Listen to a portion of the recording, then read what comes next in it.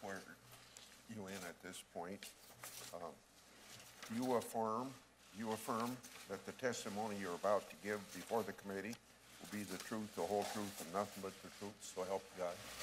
Thank you very much. As the old saying goes, for somebody as famous as you don't need any introduction, so I'm going to just introduce you as Director of the Federal Bureau of Investigation. But to once again, thank you for being here today, and we look forward to your testimony and answer to our questions. You may begin. Great. Thank you, Mr. Chairman. Senator Feinstein, members of the committee, thank you for having this annual oversight hearing about the FBI.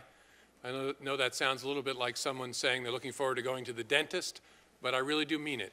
I think oversight of the FBI of all parts of government, but especially the one I'm lucky enough to lead, is essential. I think it was John Adams who wrote to Thomas Jefferson that power always thinks it has a great soul. The way you guard against that is having people ask hard questions. Ask good questions and demand straightforward answers, and I promise you I will do my absolute best to give you that kind of answer today. I also appreciate the conversation I know we're going to have today and over the next few months about reauthorizing Section 702 of the Foreign Intelligence Surveillance Act that you mentioned, Mr. Chairman. This is a tool that is essential to the safety of this country. I did not say the same thing about the collection of telephone dialing information by the NSA.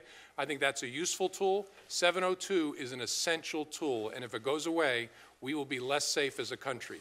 And I mean that, and we'll be happy to talk more about that. Thank you for engaging on that so we can tell the American people why this matters so much and why we can't let it go away. As you know, the magic of the FBI that you oversee is its people. And we talk, as we should, a lot about our counterterrorism work, about our counterintelligence work, and I'm sure we'll talk about that today. But I thought I would just give you some idea of the work that's being done by those people all over the country, all over the world, every day, every night, all the time. And I pulled 3 cases that happened and were finished in the last month just to illustrate it. The first was something I know that you followed closely, the plague of threats against Jewish community centers that this country experienced in the first few months of this year. Children frightened, old people frightened, terrifying threats of bombs at Jewish institutions, especially the Jewish community centers.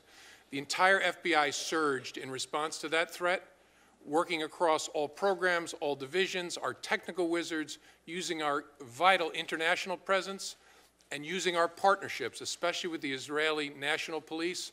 We made that case, and the Israelis locked up the person behind those threats and stopped that terrifying plague against the Jewish community centers. Second case I wanted to mention is, all of you know what a botnet is. These are the zombie armies of computers that have been taken over by criminals, lashed together in order to do tremendous harm to innocent people. Last month, the FBI, working with our partners with the Spanish National Police, took down a botnet called the Kelios botnet and locked up the Russian hacker behind that botnet, who made a mistake that Russian criminals sometimes make of leaving Russia and visiting the beautiful city of Barcelona. And he's now in jail in Spain. And the good people's computers who had been lashed to that zombie army have now been freed from it and are no longer part of a huge criminal enterprise. And the last one I'll mention is, this past week, for the first time since Congress passed a statute making it a crime in the United States to engage in female genital mutilation, to mutilate little girls. It's been a felony in the United States since 1996. We made the first case last week against doctors in Michigan for doing this terrifying thing to young girls all across the country. With our partners in the Department of Homeland Security, we brought a case against 2 doctors for doing this to children. This is among the most important work we do, protecting kids especially, and it was done by great work that you don't hear about a whole lot all across the country by the FBI. It is the honor of my life. I know you look at me like I'm crazy for saying this about this job. I love this work. I love this job.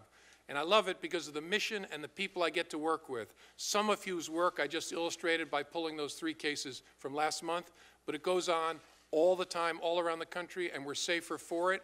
I love representing these people, speaking on their behalf, and I look forward to your questions today. Thank you, Mr. Chairman. And thank you for your